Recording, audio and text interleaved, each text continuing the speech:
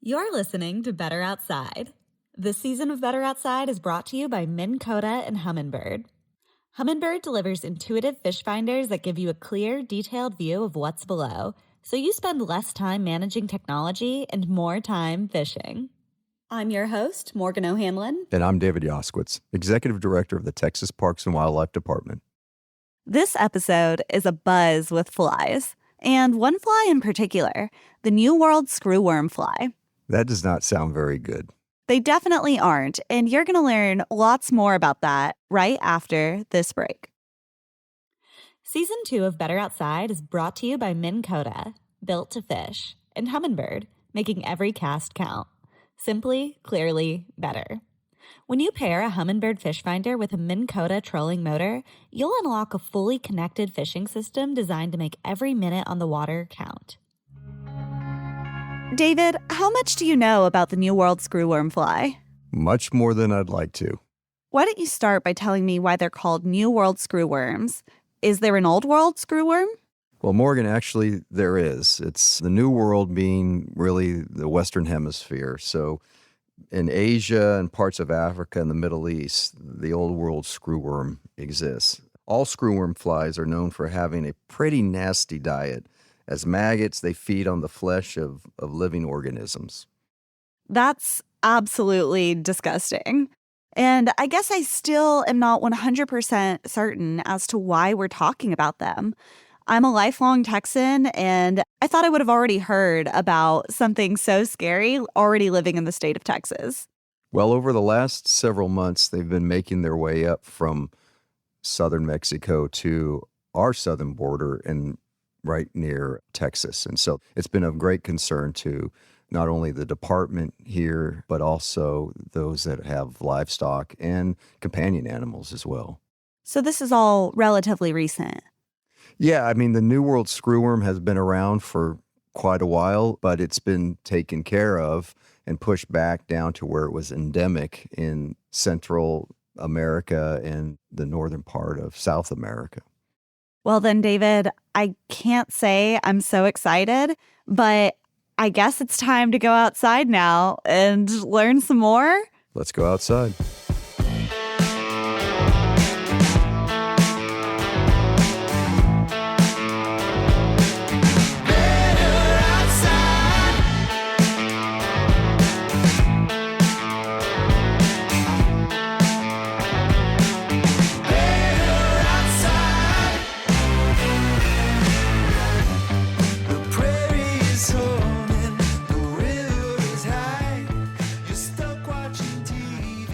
To learn more about the New World Screwworm, I called Dr. Sara Wyckoff. You might remember her from our Bighorn episode in Season 1. I'm Dr. Sara Wyckoff, and I am one of the wildlife veterinarians for Texas Parks and Wildlife Department. And Dr. Wyckoff, what is the New World Screwworm? So New World Screwworm is the name of a fly. And the fly, the scientific name is Cucleomya omnivorax, which omnivorax actually means man-eater. So that's kind of a little bit of a spoiler alert for what we'll be talking about with this fly. But this fly looks like your average housefly or a kind of blowfly, those metallic flies that you see that are maybe around like cattle manure or rotten food. But what's different about the New World Screwworm is that instead of feeding on kind of decaying food or decaying flesh, the maggots of the fly feed on the living tissue of that animal. And that's how those maggots grow bigger, and then they pupate, and then they turn back into the adult fly. It only feeds on living tissue, any warm-blooded animal, including birds, but mostly mammals. But then also the name screwworm comes from the larva kind of digging down, screwing into the living tissue to feed more and more as they get bigger. Yeah, that is just awful and terrifying. Do you know, is that supposed to hurt for screwworms to be inside of a living being? So screwworms, they're said to have very kind of sharp mouth hooks, which allow them to kind of burrow into the skin better. I imagine that it probably isn't very comfortable, just the feeling of something kind of worming its way down. But also with these wounds, they start off as maybe something as small as a tick bite, the female fly will lay her eggs around that wound. Those eggs hatch into larvae or maggots, and those maggots are what kind of burrow down, and they can make that wound very, very big and very, very deep. And that significant wound, if left untreated, can kill an animal. Can you take us back in time? What would it have been like to live with the screwworm in Texas? Paint that picture for us. Living with screwworm, it does sound like it was very harrowing. It was, unfortunately, a very important reason for economic loss back in the day when it came to kind of the meat market. There was a lot of kind of extra work that had to happen to make sure that the animals on the farm were safe and that they weren't getting any, screwworm kind of set up in any of their wounds, causing significant wounds in those animals, or even kind of the calves as well. Although I've been talking about how screwworm likes to lay eggs on wounds, they can also lay eggs on kind of exposed living tissue like mucous membrane. So eyes, ears, nose, mouth, and umbilical stumps in calves. And so a really important part of being on the farm back then was making sure that calves and those umbilical stumps were protected so screwworm couldn't get in there. And so back during that time, it's estimated that hundreds of thousands to a couple of millions of dollars of economic loss were the product of screwworm in livestock back in the day. The New World screwworm is not native to the United States, but it was first documented here as early as the mid-1800s. It was a significant problem in the U.S. in the 1930s through the early 60s. This PSA from 1960 talks about the history of the screwworm infestation. Stockmen have been fighting this pest for more than 100 years. The first screwworms to reach the southeast were traced to incoming shipments of infested cattle in 1933. Within a year, infestations broke out in 30 Georgia counties and 20 in Florida. They spread rapidly. By 1934, they reached as far as Lake Okeechobee. The next year, they were found all over the state. Florida's climate permitted survival through each succeeding winter. Thus, the screwworm also infested other parts of the southeast during warm weather. In 1960, scientists discovered a solution that could help solve the screwworm problem. Through something called sterile insect technique and a bunch of collaboration between kind of federal partners and state agencies, the screwworm was able to be eradicated and pushed out of the United States back in 1966. There have been a couple of little reintroduction events since then where a fly has kind of come in, or maybe a little population has come in, caused a little outbreak in the area, but then it was able to be successfully eradicated or pushed back. And right now, the most recent outbreak that happened kind of on United States soil was an outbreak in 2016 in the Florida Keys, where it affected the Florida key deer population out there, which is a threatened deer species. You mentioned a sterilization process for these flies that was part of the solution of eradicating them. Can you go into that history a little bit? How did the sterilization program start and what did it do?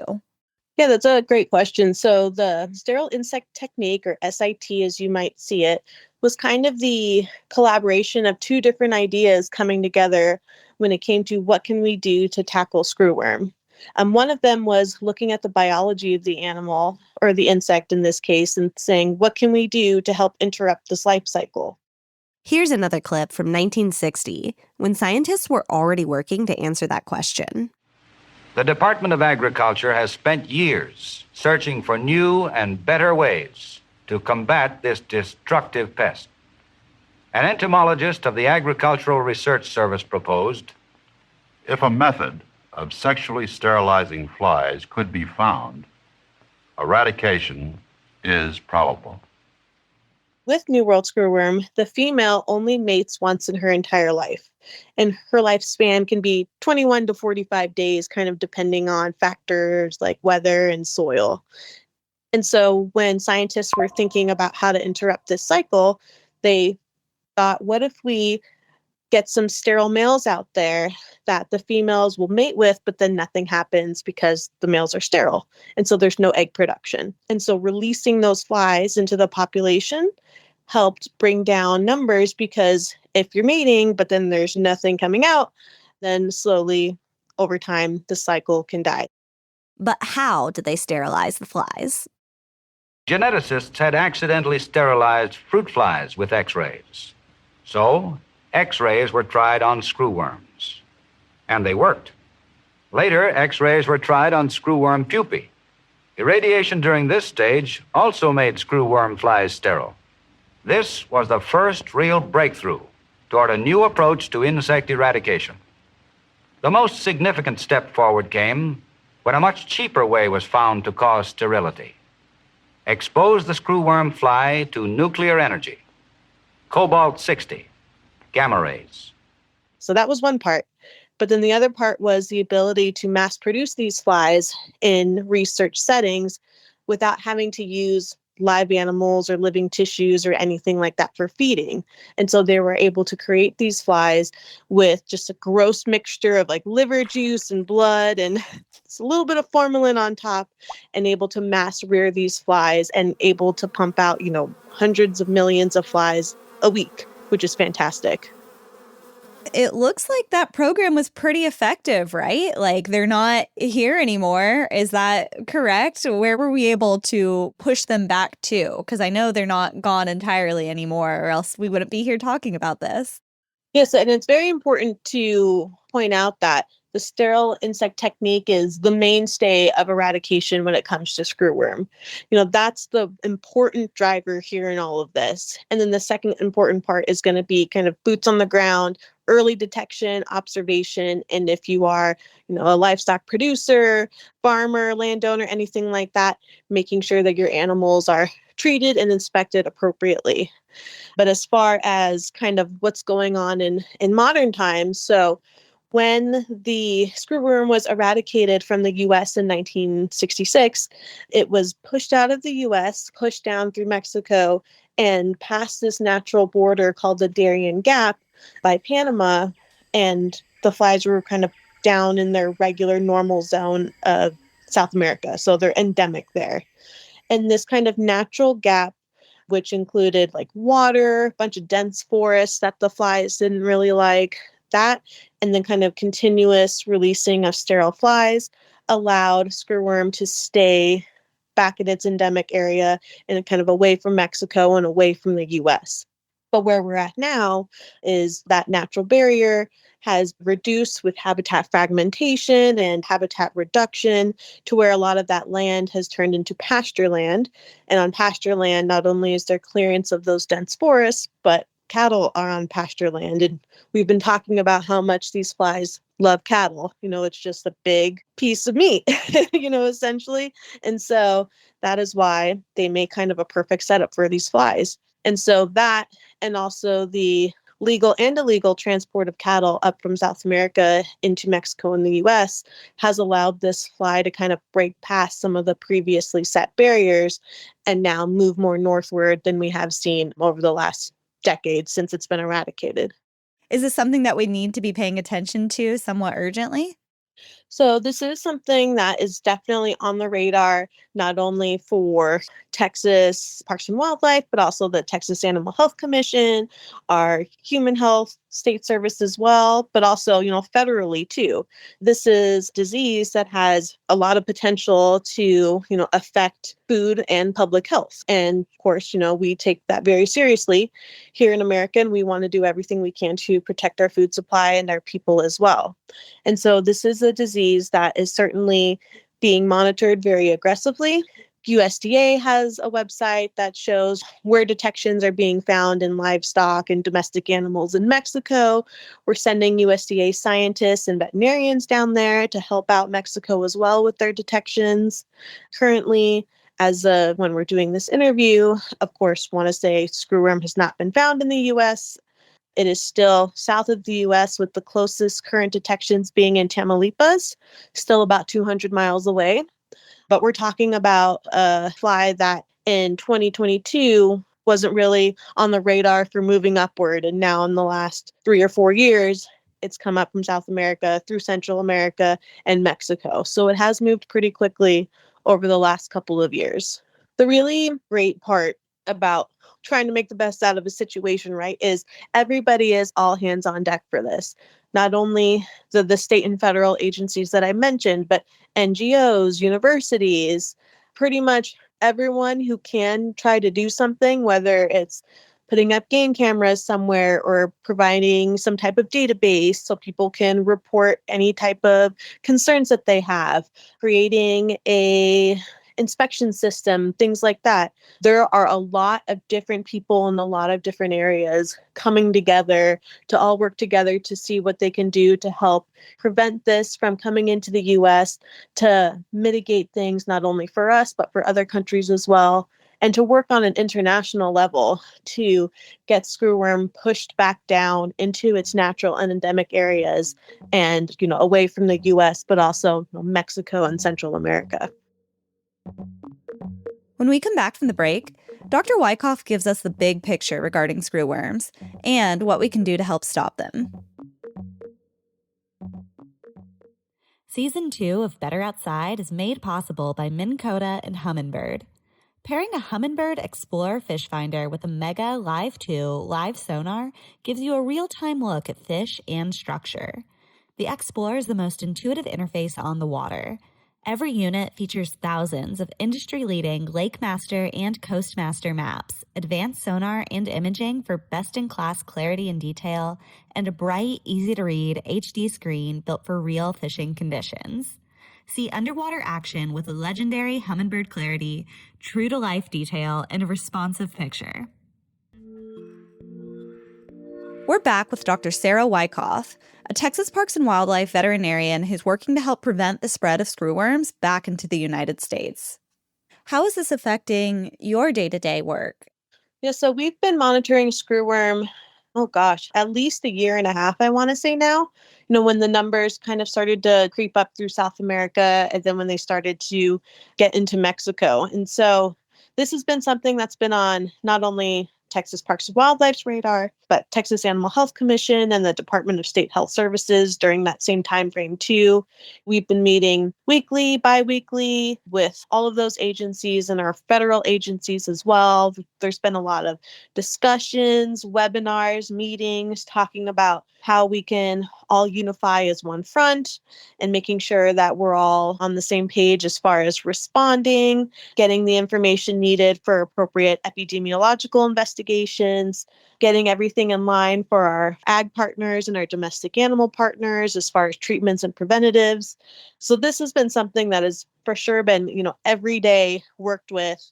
And we've also established a new World Screwworm task force within Texas with those agencies as well, where again, this is something that we're working on every single day, is making sure that we have all of our ducks in a row and also making sure that we are doing what we can to keep screwworm out of not only Texas, but the US as well.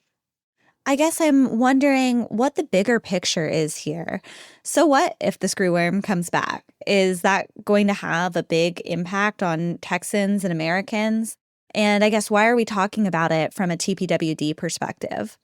So screwworm coming back, it would create a really big ripple effect. And so while it might be easy to think, it's just another fly, how bad could flies be, right? We have them all around us all the time anyway. And the issue with this fly is because it creates that ripple effect, it can cause a lot of damage, not only to the economy and to agriculture, but also wildlife as well. Again, human health, this is a fly that can infest people. And so those larvae, again, they like warm-blooded mammals, and we are warm-blooded mammals. And so this is something that we wouldn't have to think about for just cattle and how could that potentially affect cattle production, raising cattle, and the prices of beef, things like that. But we also have to think about our wildlife species as well. Deer are a perfect animal for screwworm because they're a big animal. There's a lot of muscle and meat on them, and they move around a lot. So they can provide area for larvae to kind of drop off and pupate and expand the range even more for screwworm. There are also some reports from documents back in the 30s where landowners report up to 80% of fawn crops and deer in their area failed. And some of that is contributed to what they think could have been screwworm in some of the really, really bad infestation years. But unfortunately, at the same time, there's not a lot of historical data on how screwworm has affected wildlife because it was so focused on, livestock and food back then. So we really don't even know potentially how harmful this could be for a native species. But we also have to remember the human dimensions part of this all. People are used to seeing something that is unfortunately as graphic looking and as gory looking as New World Screwworm, especially in their backyard.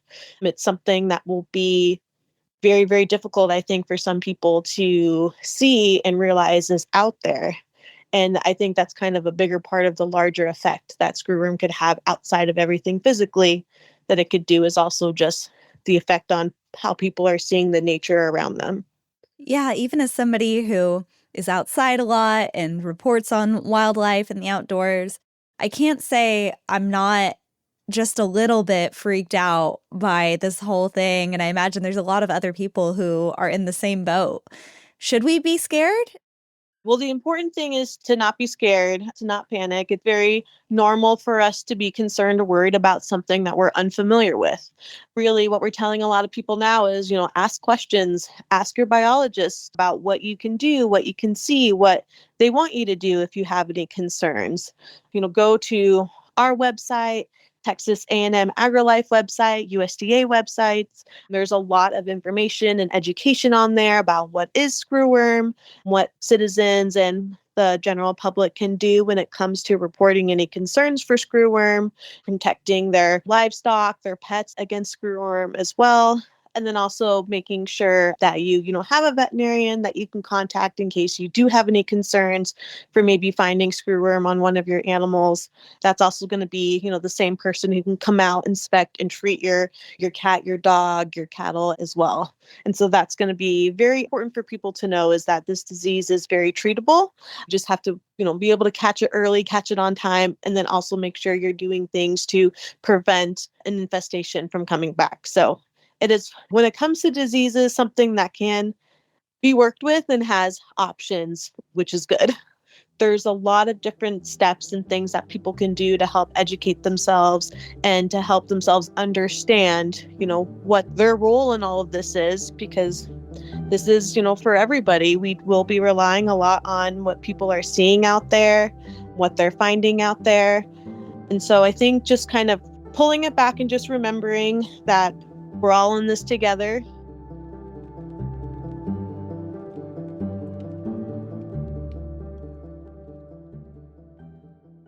So what do you think, David? Do you think I need to start worrying about the New World Screwworm? I wouldn't say worry exactly, but like Dr. Wyckoff said, we just need to be aware and we need to be educated. What can I and other Texans do to help? Well, I think if you see something, say something, report something. If you're a landowner and you see wildlife that is behaving differently, is confused, has open wounds on it, unfortunately, you may see the maggots themselves on there feeding on the flesh.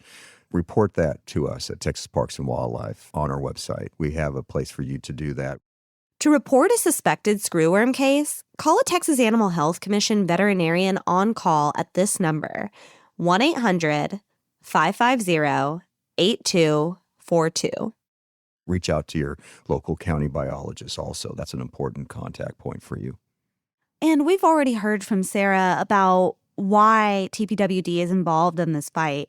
But can you tell me a little more about the potential impact of New World Screwworm on Texas wildlife? Yeah, as Sara said in the episode, it's could be critically impactful. We've had in the past, when screwworm has been here in Texas, significant impact on wildlife, especially newborn fawns who are really susceptible in terms of white-tailed deer. But you think of all the warm-blooded species that are giving birth. And when they give birth, those little ones are really susceptible at that point. So we just need to be aware. We need to get on top of it. We have the expertise to be able to share with landowners. And also, I really want to stress here, companion animals can be at risk as well. So those dogs and cats and other critters that we hold close, we also need to be looking out for them. What else do you think we need to know about the New World Screwworm? Well, I think it's important to know that your Texas state government is on top of it. The governor has established a response team that is led by both the Texas Animal Health Commission and Texas Parks and Wildlife Department. It is made up of stakeholders that are in domestic livestock industry, that are part of other state agencies, that are wildlife stakeholders, veterinarians, etc. And that coordination is critical, and that is taking place at the state level. We're also working with the U.S. Department of Agriculture, which is the lead federal agency, along with the U.S. Fish and Wildlife Service Environmental Protection Agency. So those efforts are going on right now and have been critically important to get us to the point where we can respond to this. It sounds like there's already been a lot of work going on with new infrastructure in the valley to help support this effort. That's right. So there's two facilities that are critically important. And as was talked about in the episode, is that the way that this has been beaten back has been the use of the sterile fly.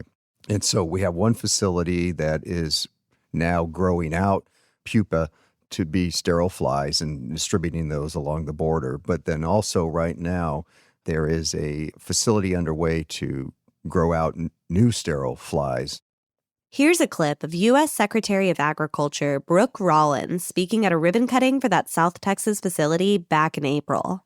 What a joy to be back in McAllen with all of you to talk once more about what we are doing to fight and win against the New World Screwworm. Last August, we pledged to build a New World Screwworm sterile fly production facility right here in the United States, which we have never had before. Once operational, this facility will initially produce an additional 100 million sterile flies per week in stage 1, but eventually when we get to stage 2, which will be the end of 2028, we'll be at 300 million sterile flies.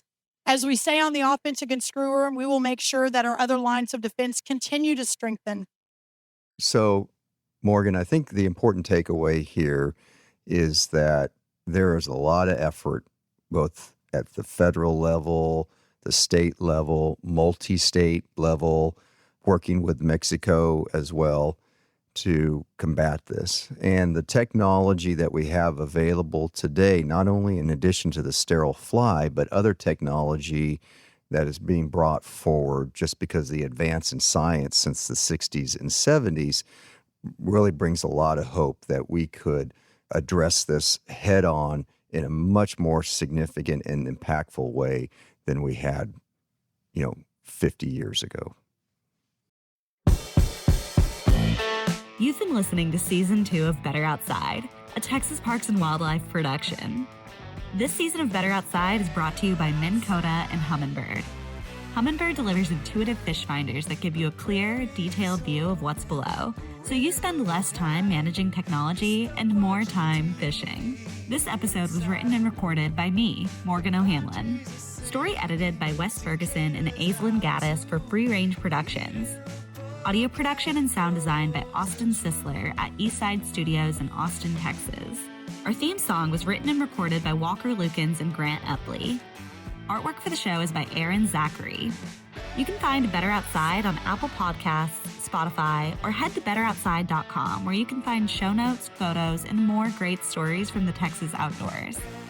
If you like Better Outside, you can find more work by me and other outdoors writers at tpwmagazine.com. That's TexasPolecatWaco.com. And you can support us by subscribing to the magazine for only $2 a month. You can also tune in to our television series, Texas Parks and Wildlife. Check your local listings or watch anytime at PBS Online or on the Texas Parks and Wildlife YouTube channel. That's all for this episode. See y'all next time, and thanks for joining us outside.